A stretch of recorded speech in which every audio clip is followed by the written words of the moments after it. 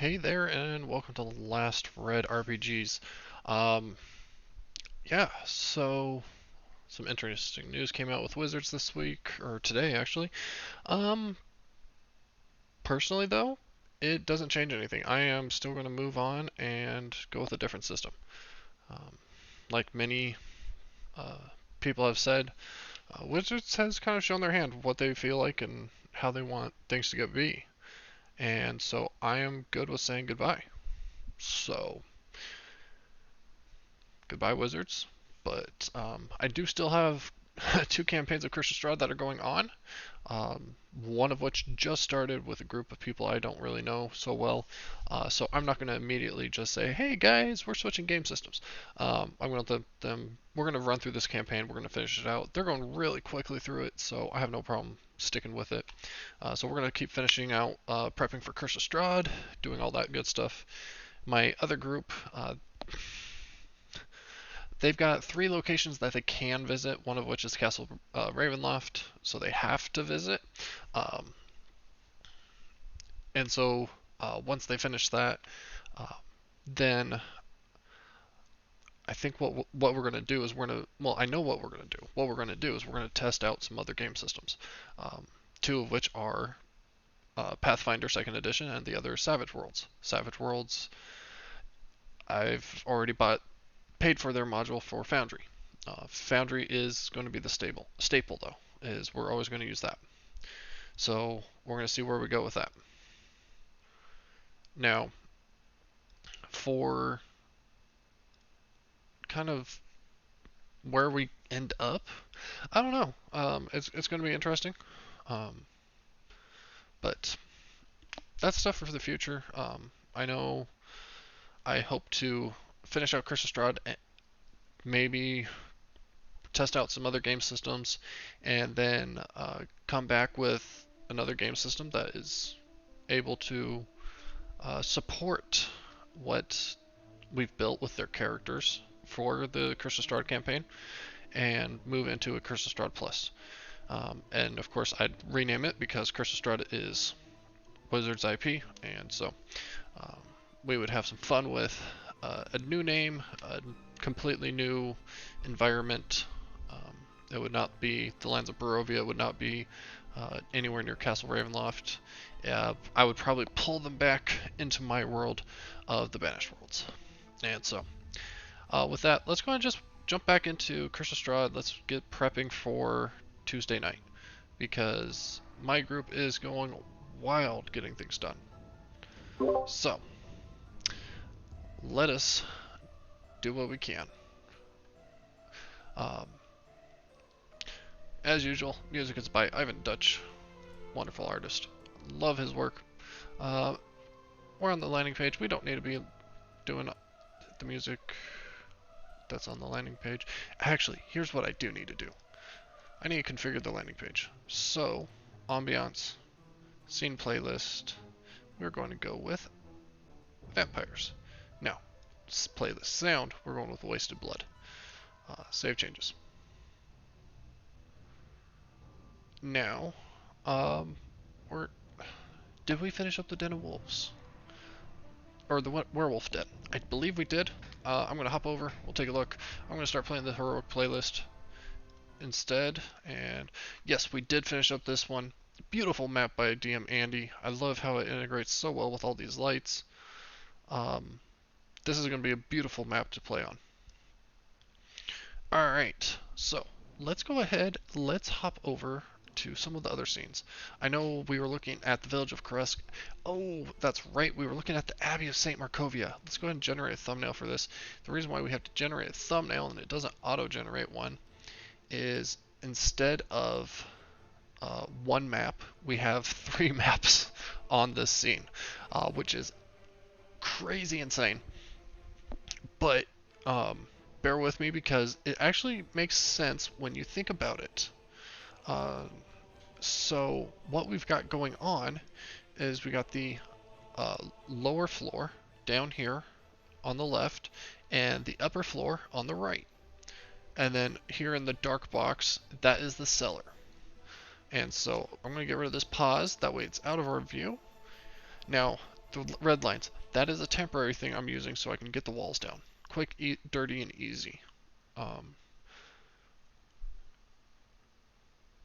and actually, let's go ahead and do this.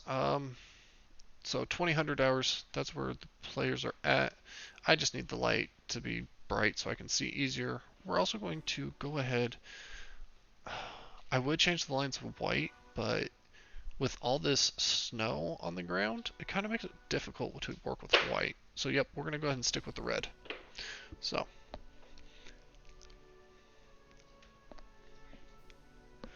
alright, let's see here.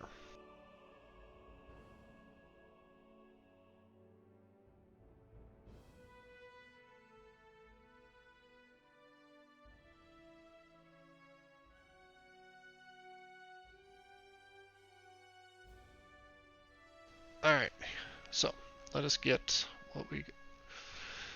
The interesting part is going to be. Oh, actually, this door's not going to be too bad. It kind of is, actually. Alright, let's just do this. Let's just start with the door because that gate is massive.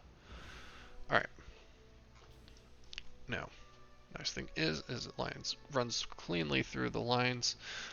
We're going to add a few splits in here. And I don't want to get too many going. So we got this one and this one.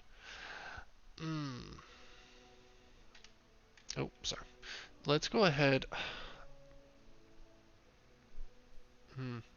Well, that won't be the center of the door. Center is kind of like right here. Alright, let's go ahead. Let's keep splitting this one. Alright, so I'm going to select wall sections. Alright, this is going to be our door. We're going to merge it, make it a door, update. Alright, the rest of that can just stay wall.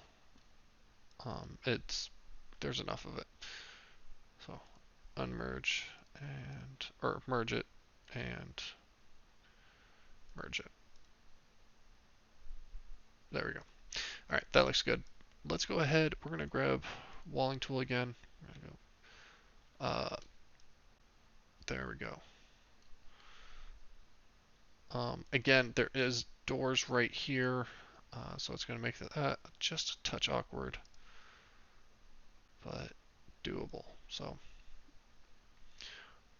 what I'm going to do, this should be the same shape on both sides, is I'm going to copy this thing, or this section of wall, and copy it over.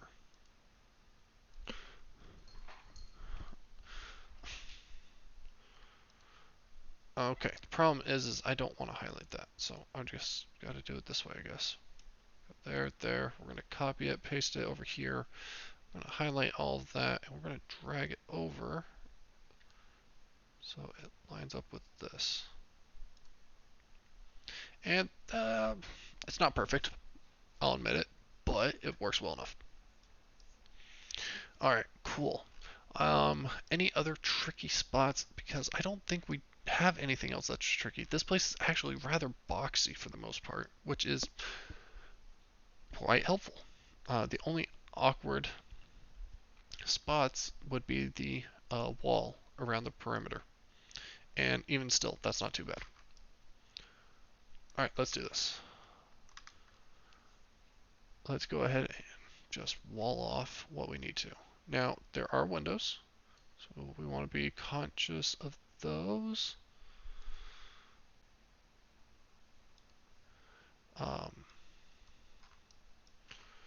Really excited. I got to start watching the Legends of Vox Machina Season 2 on Amazon Prime this week, or today, and that was super exciting to see. It's really cool how, they started off with Pathfinder and have come to being this huge D&D show. Is it inspiration for me? No, not really. I don't want to attain that. That is just that's just to me too much. I don't want that. I think it's cool. I think it's a nice thing that they do, putting on such a great show, giving back to so many charities. I think they are doing a wonderful work. But that's not something I want to get into. That is just too much. I would I like to be on something like that? I don't even think I would want to be on something like that, honestly. Um, just because like it's a lot of stress and a lot of work. Um, but I mean, they all have. I mean, if you look at their careers, um, they have been working for such a long time in those fields um, that this quite literally is a break, a retreat, and um, and they're just taking that wholeheartedly and giving back to the community, which I think is the best thing they could do. Um,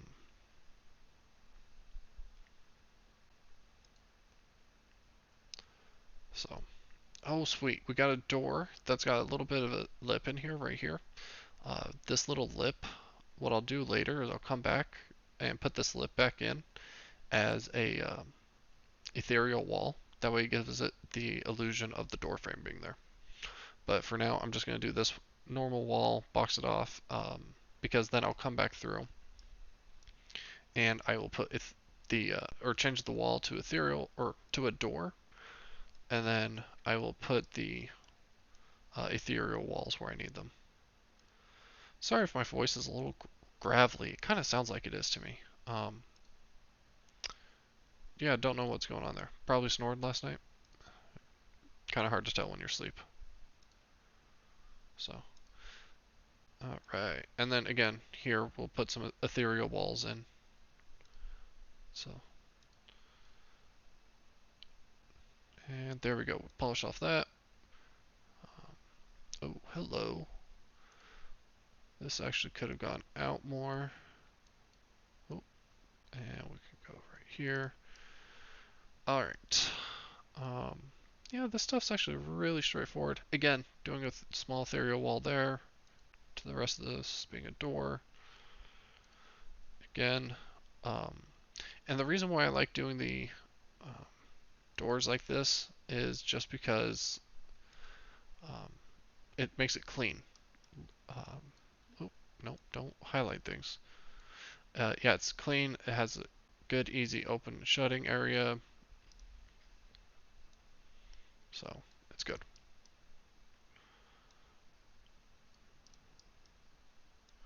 All right.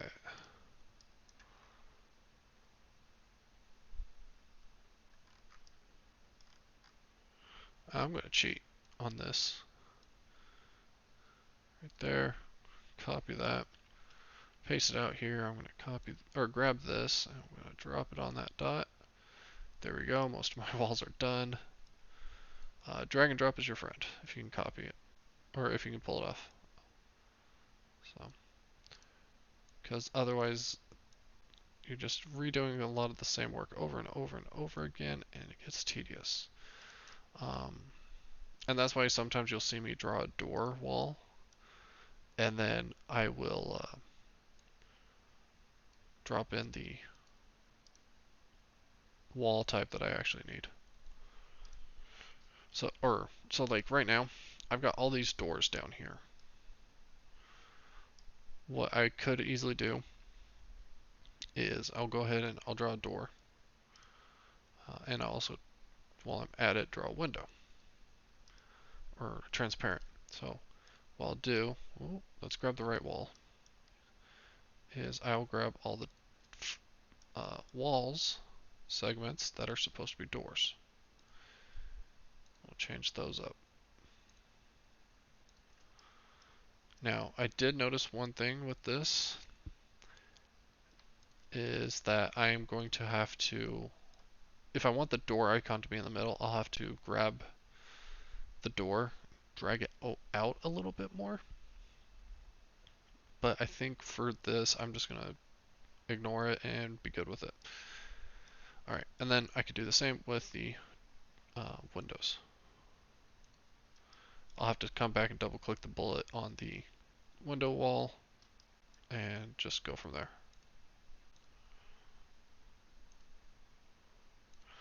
So, yeah, I'm looking at a few game systems. It's been quite interesting so far. Joined up with a small community who's trying to learn Pathfinder together. Some are, well, some are new to Pathfinder, some are new to Foundry. But it's a good little mix, and so we're seeing how it works out. I feel bad because I almost feel like a stalker because I haven't done much in that community so far, but it's looking to be a good little community and promising. So I hope to see that it improves quite nicely. Um,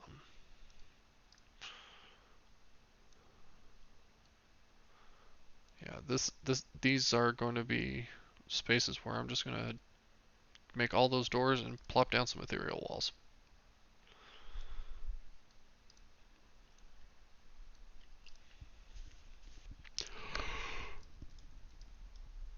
Whew. And this side's going to be the same thing. And honestly, I probably would have been better off just doing doors, just for convenience sake, because I'm going to have to do so much editing on them. But I mean, at least with those, it's just going to be a quick highlight and be done. But, yep. Oh, interesting. Hmm. Thought that door or that wall was connected. Well, good thing we went back, right? Okay, then we're going to go ahead. We'll put a wall there. Mm, that railing almost makes it look like you see through. Let's go ahead. Let's do terrain walls. This map isn't going to really have too much in terms of terrain walls. I mean, there are some trees, but I don't see there being much of a need for terrain walls.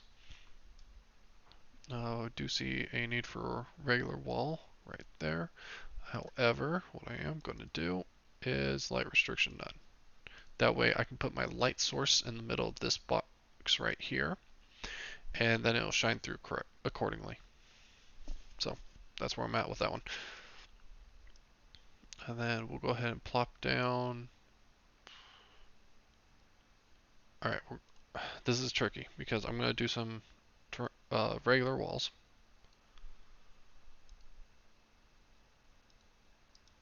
Um,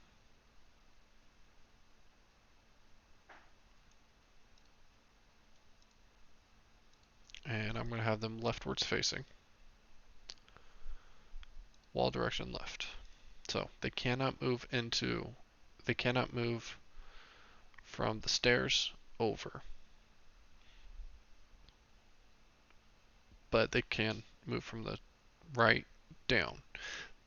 But what I'm going to do is I am going to put an ethereal wall down on top of it. Or not an ethereal, but an invisible wall. Right on top, exactly the same. And the reason for that is so the players can, well, actually, what I need to do is, okay, good. It's not taking all the bullet points. I want to just take this one and we'll move it down to about here. Because like when you're one step down, you can still kind of see through the railing and whatnot. But when you're at this point, 10 feet down, you shouldn't be able to see up here. So yeah, that's where I'm at with that. So we got some more windows. Let's take care of those real quick. Now the Abbey and the Abbot. Boy, do I have a lot of mixed feelings about this place. I think this was where we killed Blaze for the 4th time. So one of my players had a character, Blaze, high elf, wild magic, sorcerer, and what else were they? What were they? I want to say they were multi-classed with a fighter. Yeah, with a fighter. Um, just, yeah, they had a weird multi-class going on, and it could have been a really great character, in my opinion, if they would have worked it a little differently. Um, but they're not too familiar with 5e, and it showed. Now, could I have done some stuff to help them out? Definitely. But I'm also a big proponent of you have control over the players or your characters. I have control over the world. As long as we respect each other's boundaries, I'm not going to pester you about how you do things. Now, if it's hurting your group, I will have a conversation with you. Um, and I have had to do that already with this current group, or this new group, for 2023. Um, just because it is a small group. There are 3 players right now. And so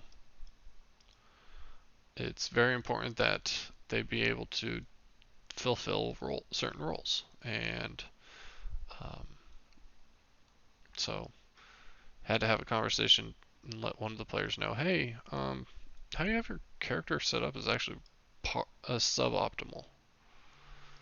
Um, it's actually detrimental. Um, and so we had that conversation, talked about it, figured out what they needed to do, helped, found out that they had an extra spell slot. Or or no, not spell slots, 2 extra spells that they could have learned, which was very helpful for them. So now it's just them getting familiar with those spells and everything.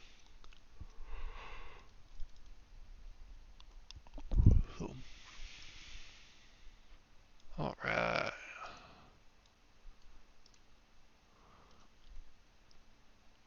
Let's see here. Um, so yeah, changed the name from Last Red D&D to RPGs.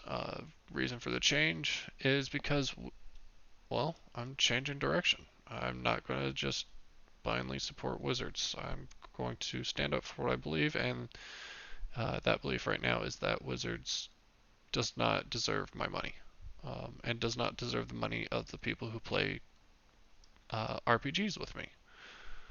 So, um, I'm not going to encourage people to buy D&D Beyond or D&D content. I'm not going to encourage people to um, play D&D. I think it was great for the start of what I wanted to do, or what I uh, didn't know I loved. Um, but now that I know what I love about this game, I don't need D&D. Um, I need something else, and so I'm looking for it. Uh, Now, yeah, right now I'm doing ethereal walls. Why? Well, I don't expect my players to come this way anyways. Um, so just throw something down. Alright, cool. I think this has all the walling we actually need, which is pretty great. Um,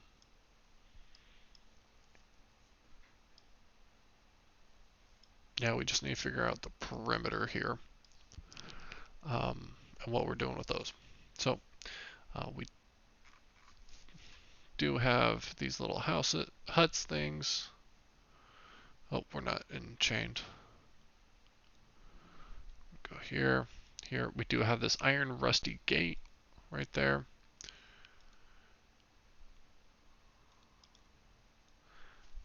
Alright, here we go.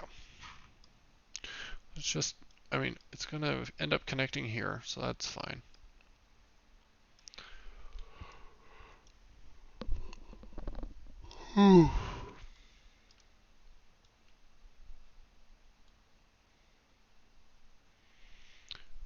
Yeah, I feel bad for my brother because he got me into D&D to begin with.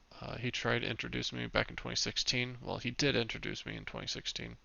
I fell in love with it, but found that um, I was kind of the only one that stuck with it. Um, I tried getting my sister, my brother-in-law, my wife.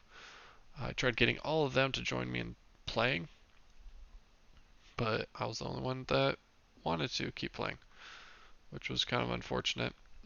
Even tried, I mean, I tried having my brother keep DMing, but that didn't work out for that campaign or for that one shot because it was a one shot and would have been nice to like see it evolve into a campaign. I would have enjoyed that. I know because I spent most of 2016 just playing around trying to figure out what I wanted to or what kind of player or character I wanted to play. And I always ended up settling on a ranged combatant, usually martial class. And so, um, largely, ironically enough, I was looking largely at the ranger, I think. Which, I mean, knowing what I know about the ranger, it's mechanically bad, um, player handbook wise. But um, honestly, for someone who's always liked archery and that kind of stuff, it it looked cool. Um, Now, did it matter? No, I never found a game. Um, so I went from 2016 to 2020 without playing D&D, just because I didn't have a group to join and didn't know how to find a group. Even though, even though I was creating characters on Roll20. Um, and that was, yeah, 2016. So I mean, yeah, I don't. There wasn't really a reason to not have found a game, which is kind of disappointing. But I didn't. And that's okay. I'm here now, doing doing what I love. Um, so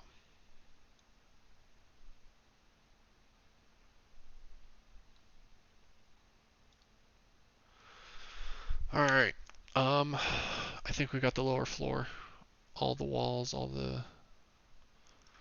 I think the only thing I want to do is going to be these ethereal walls. We don't need it chained.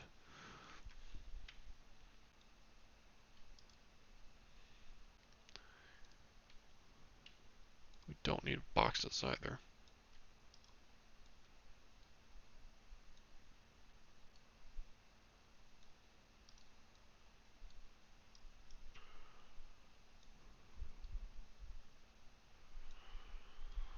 Ooh, I will admit I just had the sleepies hit me. Um, I'm gonna. Oh, I left my water somewhere. Well, let's do this. Um, well, I don't have my water, and we're all out of sodas. I guess I'm gonna go grab my water. But I will go ahead and keep talking because wireless headset. Um, so, yep. D&D is actually it's interesting because D&D really became part of my life um, after my brother reintroduced it in 2020, which unfortunately was right at the start of the pandemic. Um, and so he introduced us when he was on spring break from college, finishing up working or getting ready to start on his law degree. So it's crazy now that he's done with that because he had his bachelor's at the time. So yeah, after he got that all taken care of, we so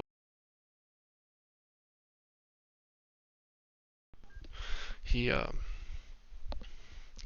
yeah, he started with a quest, and I picked up real quickly on what it was, and it was the starter quest of Lost Mines of Phandelver. Like I said, I've never played D&D before, not fully, but even I recognized what the adventure quest or beginning quest was that he put my family on. So, yeah, that just shows how recognizable Lost Mines of Fandover really is.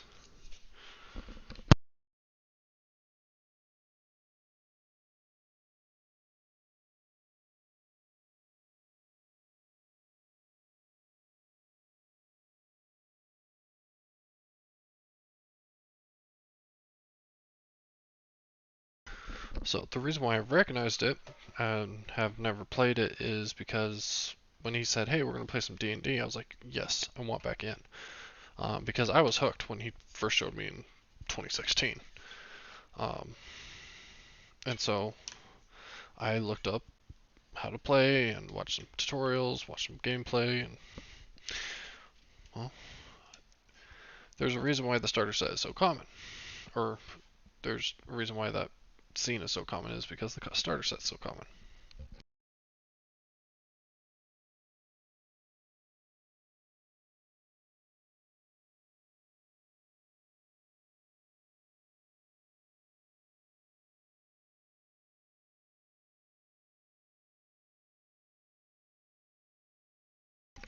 So, um, yeah, he did one session with the family, me, my wife, my sister, brother-in-law, and mother. Uh, ran a game for all five of us. Had a bit of fun.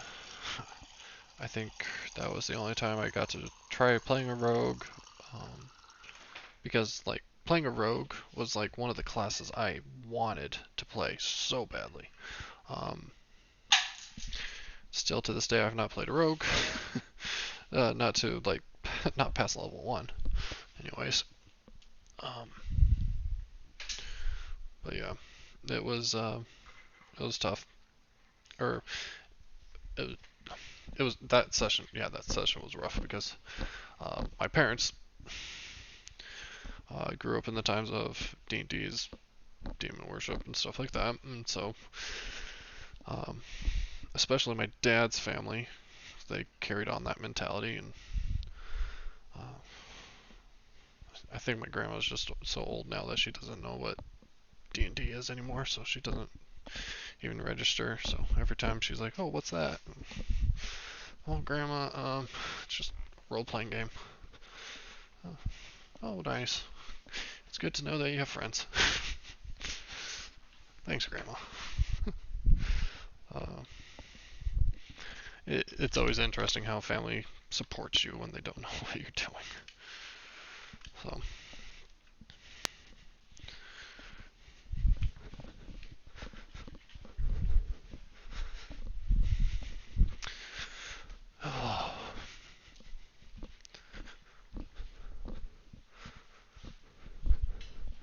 all right.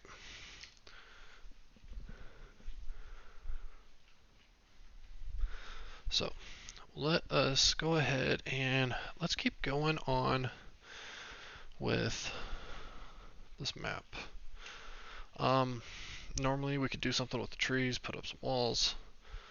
Um, kind of don't really want to do anything with them, just because they're not actually going to be a part of everything that's going on. So I'm going to ignore them. Granted, there is something special about this um, coffin right here, the stone coffin. Though, I mean, really, the players have no need to go around the frickin' abbey into this graveyard and inspect this one uh, coffin that's not in the ground. They just don't. Man, I'm out of breath. Um, guess running up and down the stairs twice doesn't help, but at the same time, probably should do a little more working out if that's the case.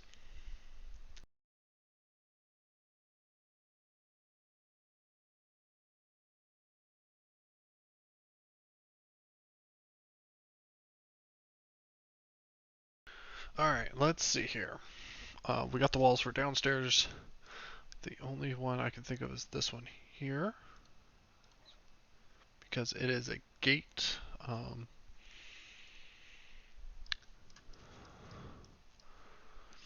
I don't think anywhere else needs anything else, so let's hop up here. Let's take it. Oh, we did take care of the cellar. Well, there's one thing I do want to do. We're gonna put in another wall. Mm, we'll just put an invisible wall. We'll just run it from here to here. No hopping, basically. Um, these barrels. Um, Again, we don't really need much.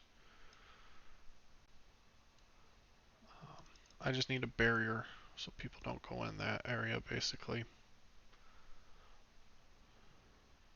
And actually, let's do this.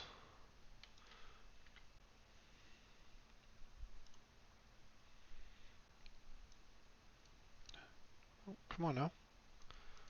I want to draw with you walls. Come here. There we go. I'm going to go here.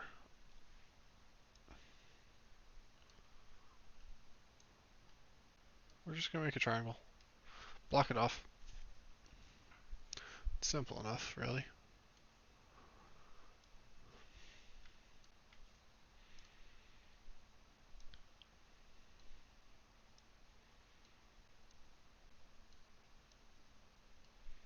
Yeah, that looks most centered. We got barrels, red dragon crush everywhere. We got bottles. Yeah, I think we're good.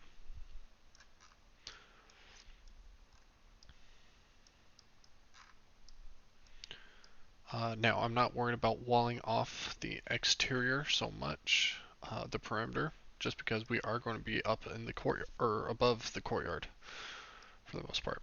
So, um, this wall right here, um, the armaments kind of wall, we're going to put that as terrain walls. But we'll go ahead and we'll start with the regular walls and go from there. Um, so, we need to change some things up. We want those to link. We'll move points together. Alright. So, alright, here we go.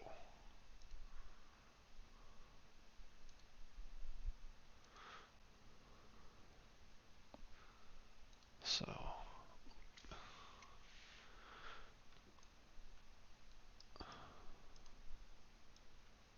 there we go.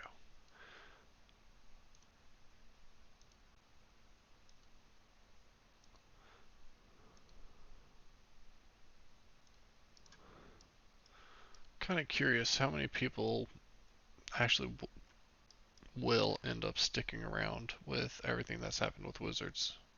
Um, it's just, yeah, it's just so rough sometimes when a company does something like that with the OGL. But I am glad that I've made my decision and I'm going with what I've decided. Alright.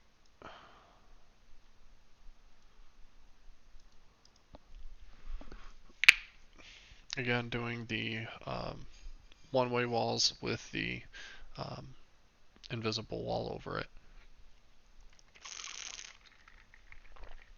So let's go ahead and keep going on with what we got. I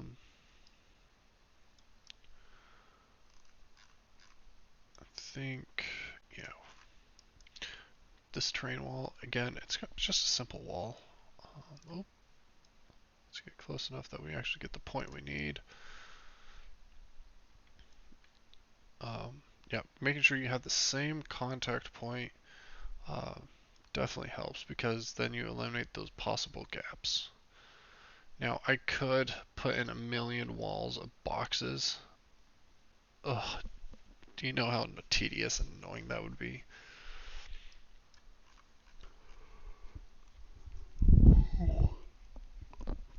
Okay.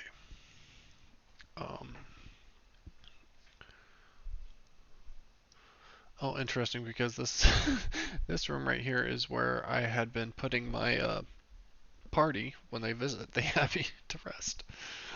So I don't think I'm putting them there this time around. Um, yeah, so that's where the first group they met Esmeralda there, and they met her once again when they were um, trying to leave the interactive Count Strahd. That was a few sessions ago for them. So, but this next group, they have a chance to actually have a decent relationship with the abbot. Last group kind of burned that bridge by burning down the abbey. um, yeah, you, they're definitely the murder hobo kind of players. And it's funny because like the first time they did it, it was two specific characters that were kind of like leading the charge on it. But this time it was a brand new player who'd never known about the abbot or what was going on there. And they ended up burning down the other half of the abbey. But we went back to time, so.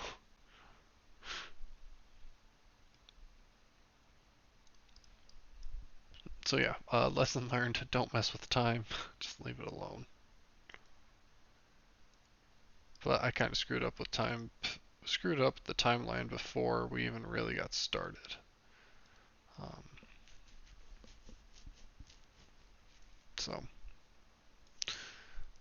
I made it so confusing at this point.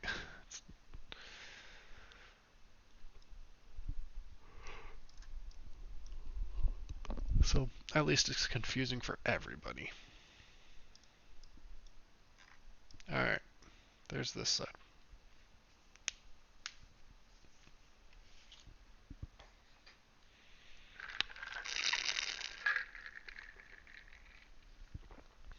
Huh. I will admit that's kind of odd. So 20 feet up, 5, 10, 15, 20. 20 feet up, even with the catwalk. 5, 10, 15, 20. Descent onto the catwalk. Hmm.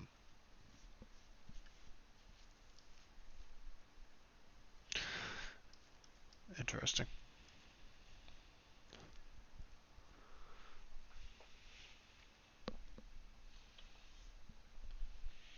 So,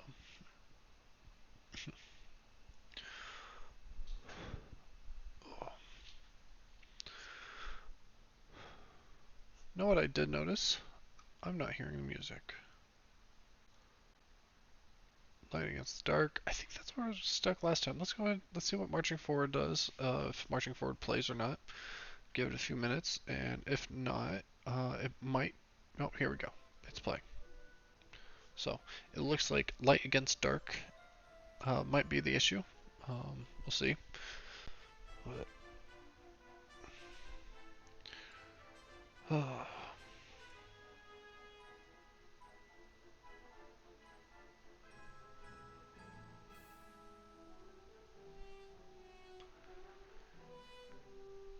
It's crazy to me how much the world has changed in the last 5 years. Um, it's just insanity. Um, because like 5 years ago, I wouldn't have thought that I'd be running D&D or streaming it. I wouldn't have thought that my life would be how it is now. Um, go back another year, even more so.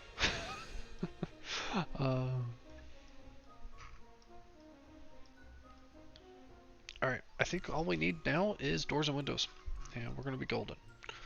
Um, one thing I hate doing is having the text for Curse of Strahd open on another window. Um, but honestly, it works really well. It does.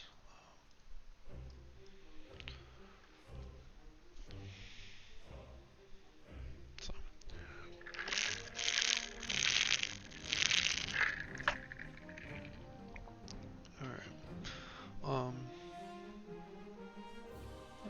ethereal right here. And then we're going to make it so we can just grab that one point and drag it over.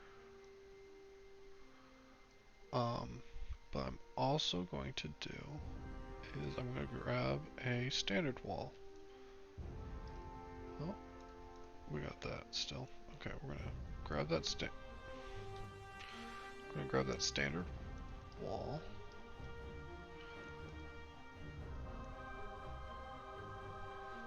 That's not a standard wall.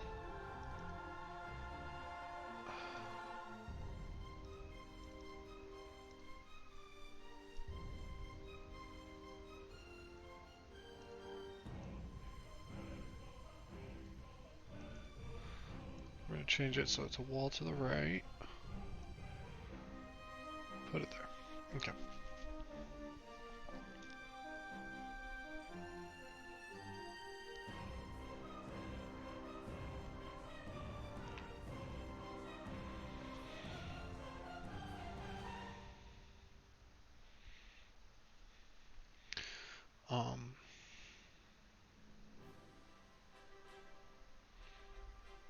Yeah.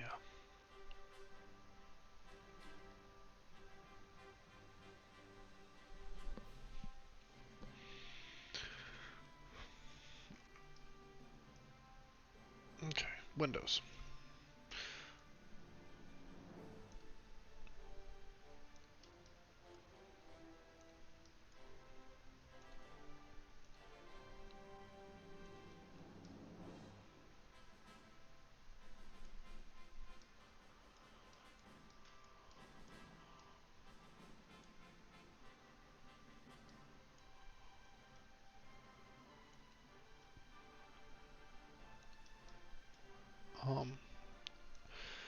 Part of me is like, hey, it'd be really cool to add some sort of lighting effect so that these windows actually do have something coming through light-wise.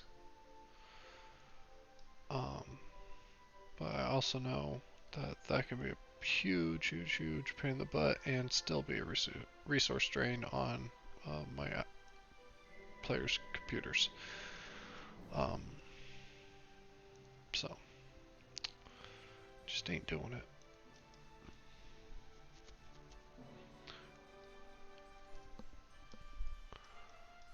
Alright, let's re-highlight these windows because we missed a click.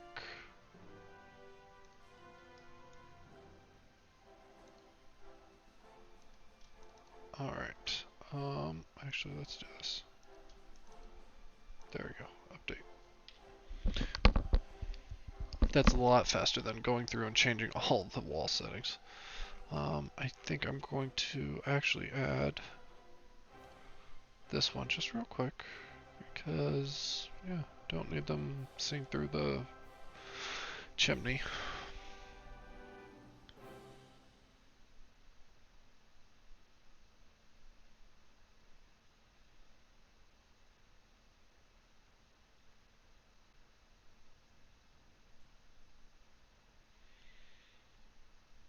Okay. Well, now, I think that's going to do it for walling. This place doesn't have too much in terms of combat, unless you've got murder hobos. But, I mean, even still, even with the group being murder hobos, they ended up they did not fight the mongrel folk, surprisingly. I would have thought that would have been, like, enemy number one.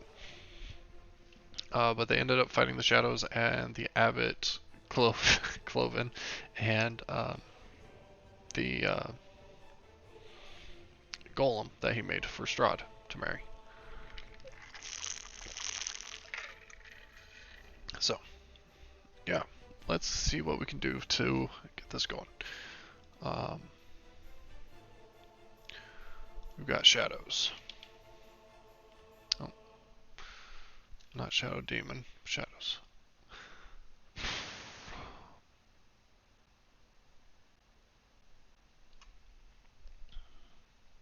Now, here's my dilemma. Do I use wizards characters even?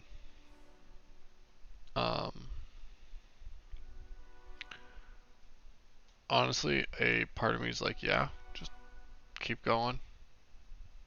You gotta do what you gotta do to get the game done. Um,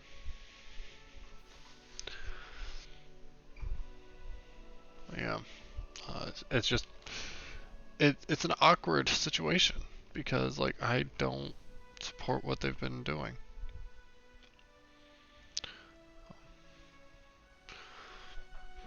We got 6 shadows. We're gonna place them throughout.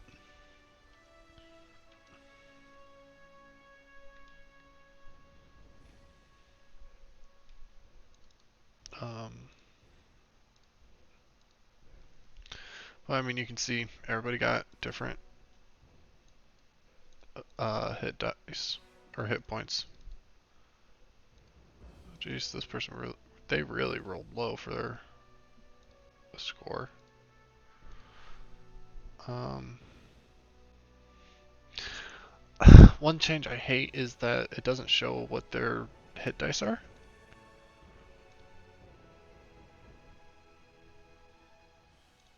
I don't know what happened there. Um,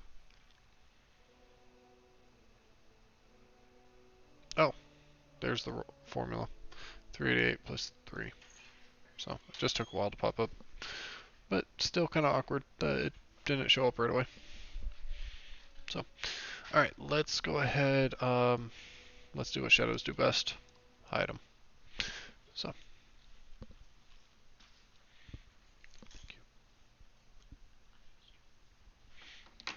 okay.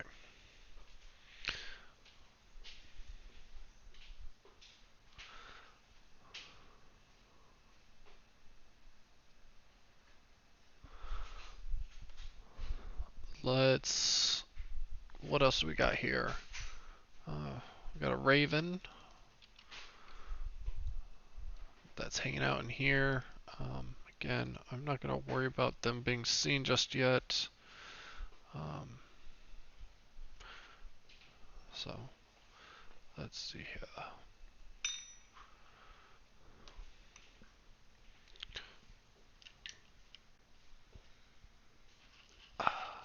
There we go.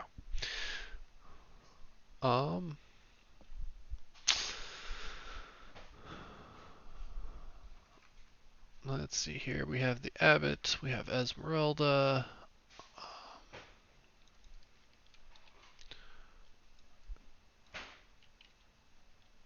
The Esmeralda actually shows up in a few places. Pulling out all NPCs out of the creature folder that I have, just because I don't want them there. We got chapter 8. Oh, chapter 8. Oh, and that's all we're doing for those. Okay. Then I'm going to keep consistent. We got the abbot. Reoccurring is going to be Esmeralda. And I'll configure those later. But what I do need actually, Esmeralda is supposedly in this area if the players stumble upon her, as well as the abbot. Well, the abbot's more than likely actually not here, but over here. That's fine. And then we have Cloven. Cloven is a special NPC here. Drop Cloven in down here. Also going to drop him in a reoccurring because he is supposed to be a ally to the party.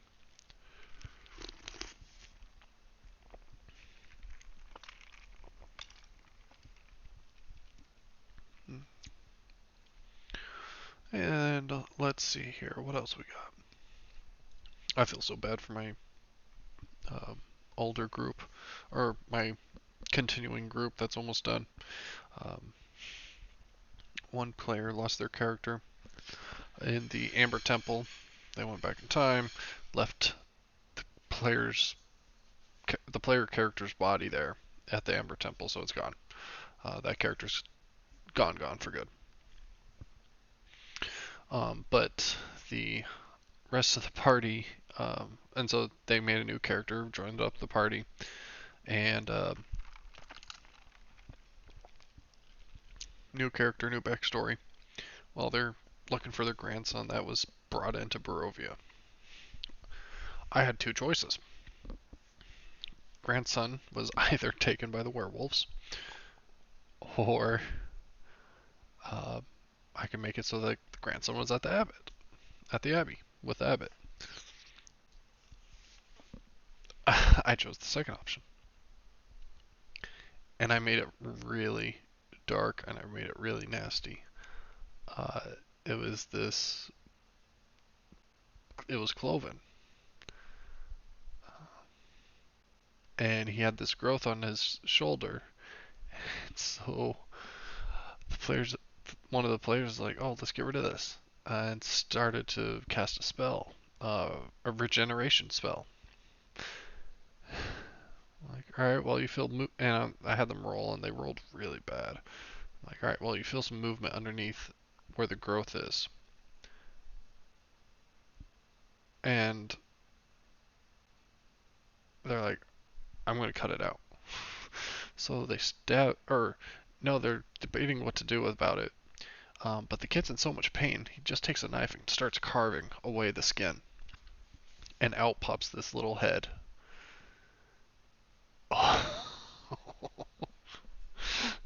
Oh gosh, the party was not happy with me. They were not happy with me, um, and I can't blame them. I mean, that's terrifying and disgusting, and oh, it was nasty.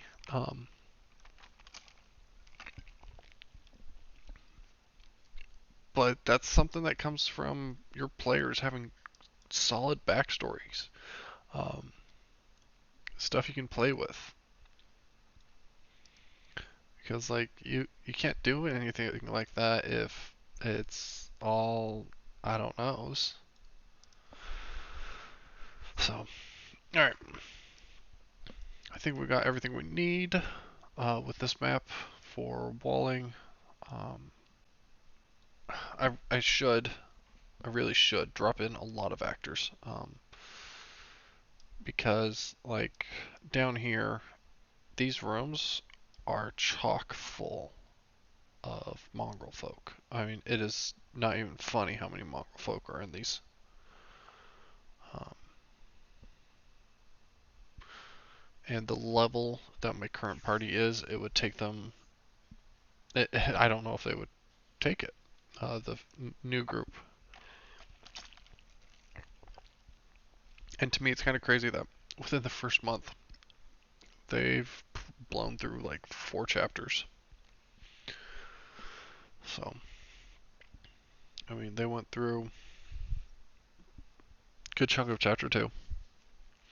They've gone through chapter 5, chapter 6, so 2, 5, and 6.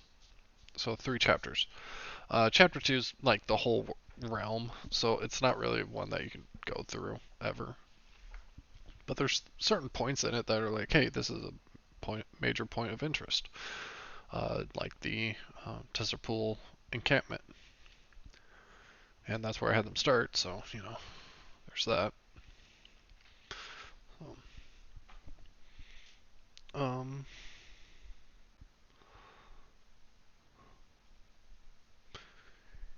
yeah, I feel bad because like what I should be doing is I should really be focusing in on this, but I'm kind of drained on it.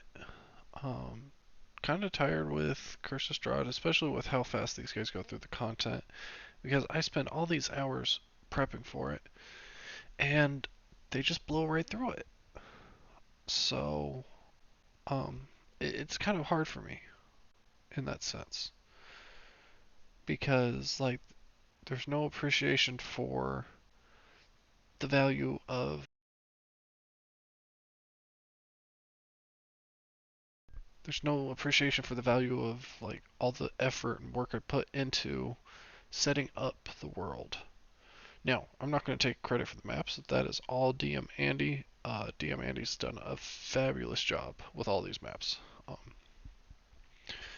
And then Tom Cardis with the one map that we used as a introductory map with pulling the characters into Barovia. Reason being is, yeah, uh, these maps are dark. They're not very warm and welcoming to the um,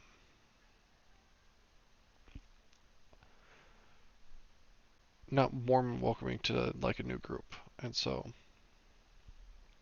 yeah, that's where we're at with that. It was just had to go with something else.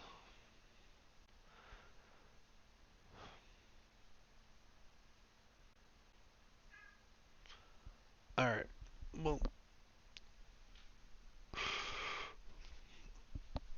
let's see what else we get. Um, let's yeah, Walling's tiring, but it's done. Placing down tokens. Like I said, I know I need to be placing down a lot of mongrel folk, a flesh golem.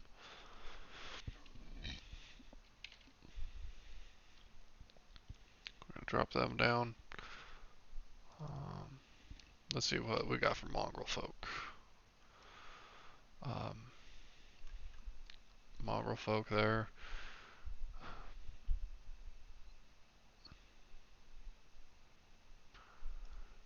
In the madhouse. The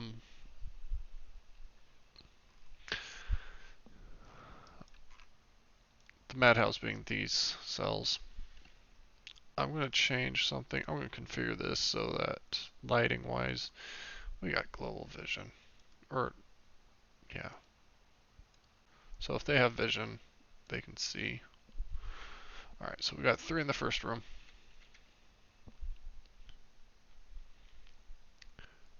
Uh, between 8 rooms, there are 60 mongrel folk. Like, come on.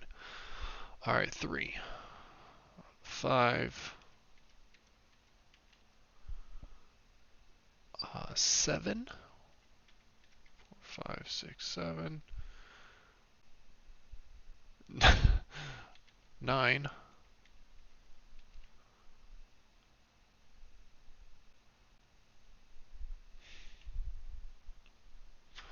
16. That means every square has a frickin' mongrel folk.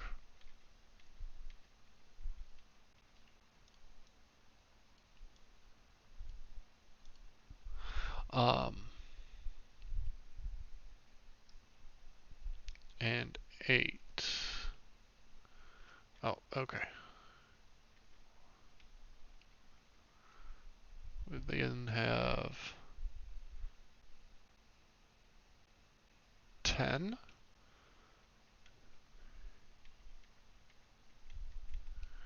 And 2. Oh, and they live in the fort.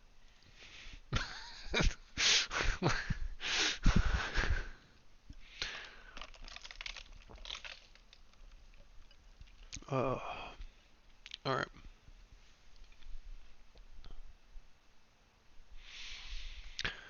Uh,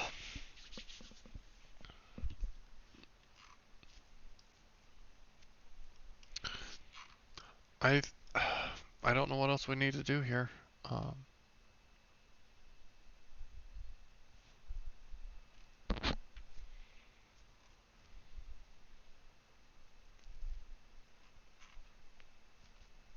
I know there is one more flesh golem. Uh, let's see if we can find them. Ah, we do have Vasilka. Vasilka is going to be in Chapter 8 exclusively. Um, actually, I think we're going to go ahead and take Vasilka. We'll go ahead and put her up here. Alright.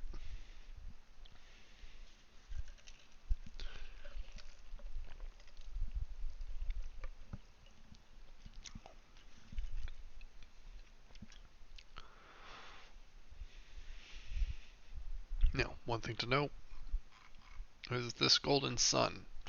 I should be able to ping it. Yep, there we go. The golden sun here above the fireplace is actually holding a treasure box, basically. Well, the golden sun itself is worth 750 gold pieces, so good chunk of change right there. Um, but there is a niche in the wall that contains a potion of healing, superior, and that is in a crystal and electrum flask, which the flask itself is worth 250 gold pieces. So, I mean, right off the bat, you got 1,000 gold pieces and a potion of superior healing, as well as on the table there are 4 candelabras that are worth 250 gold pieces each. So this room, there is 2,000 gold pieces worth of looting to get. Now, Fortune of Ravenloft also pointed out that there's an item behind the sun disk. So there's something else there. Um,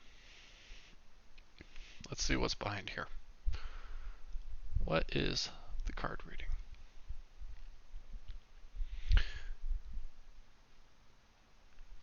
A weapon of vengeance. A sword of sunlight. Ooh boy.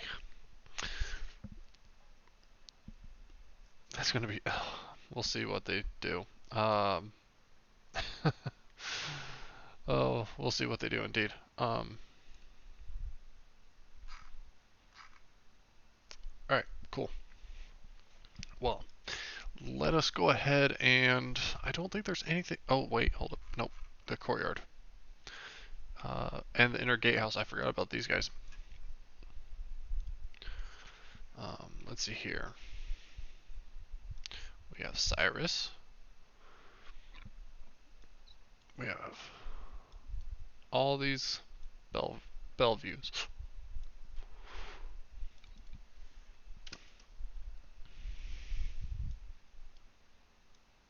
Now, there is an easier way to move these around, but I just figured that since I had already forgotten, why bother with anything else?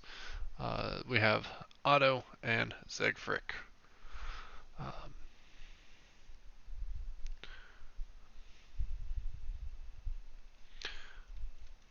and so these guys will escort the group into the courtyard, telling the group to wait here while they go fetch the abbot. Out in the courtyard, though, Mishka is hiding in the well. And so let's go ahead and get her centered up with the well there. And what else we got here?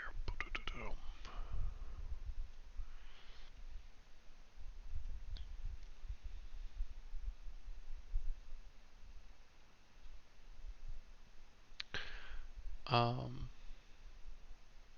each of these sheds out here, there are 9 of them, contains the mongrel folk. Lovely.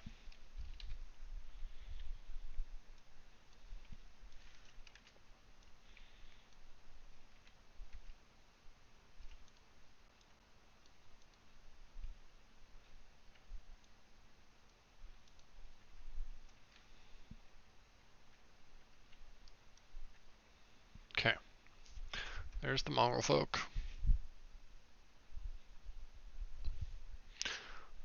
Tethering post. We have Marzina.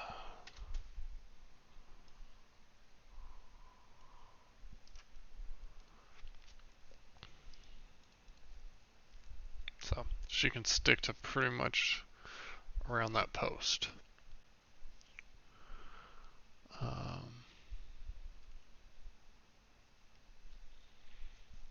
I wonder. I need to do this real quick.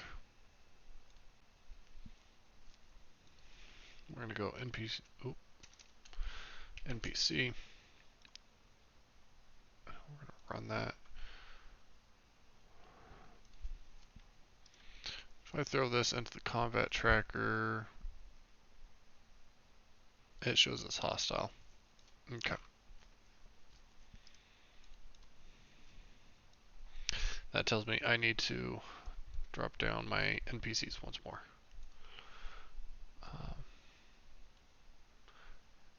She is hostile. um,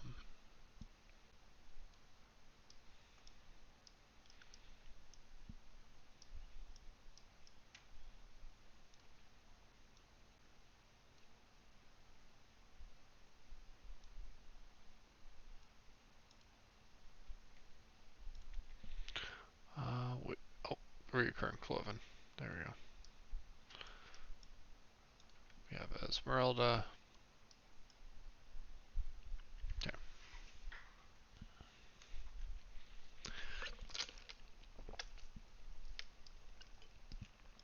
I forgot Otto and Siegfried. Let's get those guys in here. Otto and Siegfried. There we go. Let's go ahead and take care of this configuration because I do not need a red grid. 0.25. And we are going to also make an adjustment to the parameter. That looks better.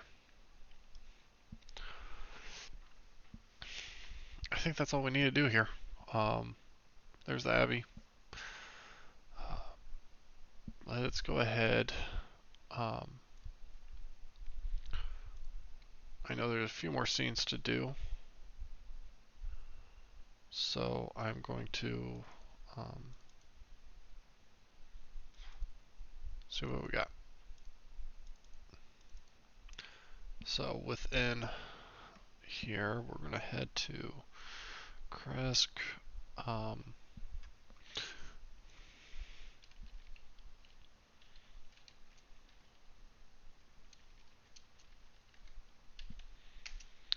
Gate plus streets.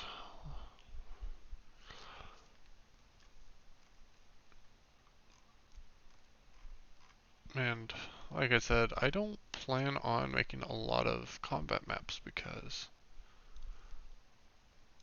there's no need.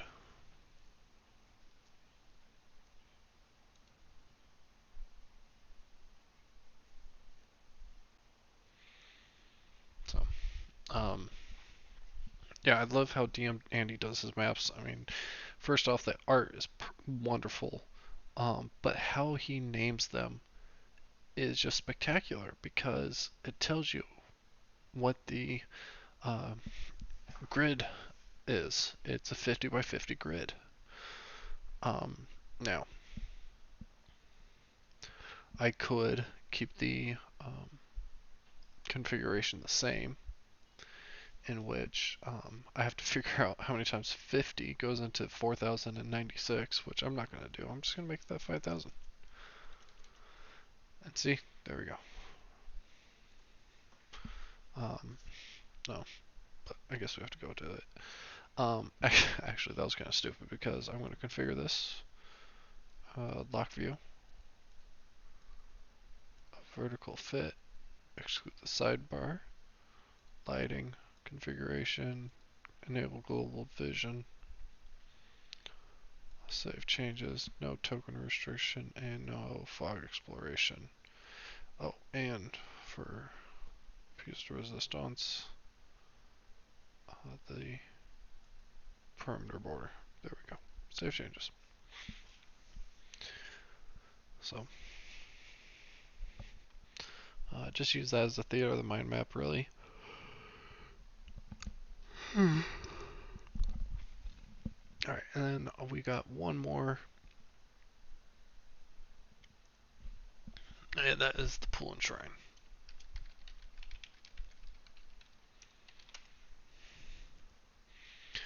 Um,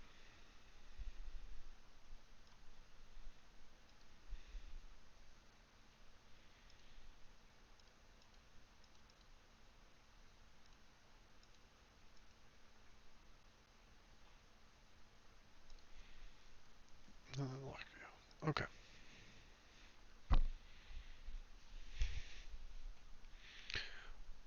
Well, let's see here. Yep, that is working.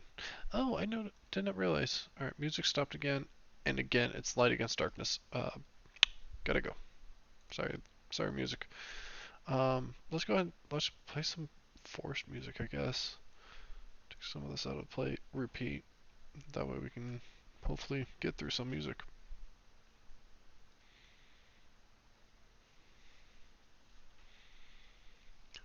Now the pool. That's a 30 by 30. So that one's actually really easy to configure. Um,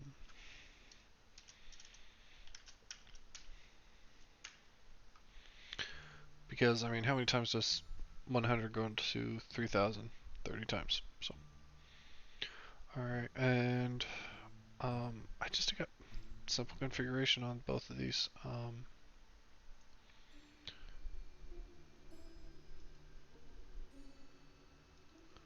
Alright, we're going to copy that, save changes, configure that, save changes.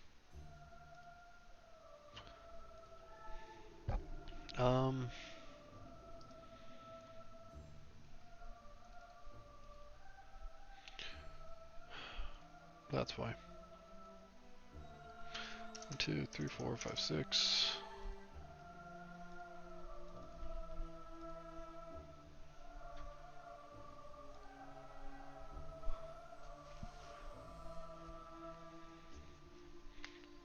There's the Abbey. I didn't need the Abbey. I wanted this. Alright, yep, perfect. Alright, sweet. We got everything for the area of Krezk. We have the Abbey, we have the Pool Shrine, the Krezk Gate and Streets, and we also have the Werewolf Den. I know I'm going to hate myself for this, but that should be enough for Tuesday night, Count Strahd. Now, normally I would also be preparing random encounters, but this group has made it clear they do not want random encounters that do not pertain to the story in some capacity. So, not going to worry about random encounters for now, or maps, or anything really. I guess the random encounter would be my daughter, my baby girl, spitting up. Because that is always random, and that is always a fun encounter. But, ooh, that music's loud. Yep, that was way too loud. I do apologize for that. I better go through these other tracks and make sure they are vetted so that they don't creep up on us like that one did. Okay.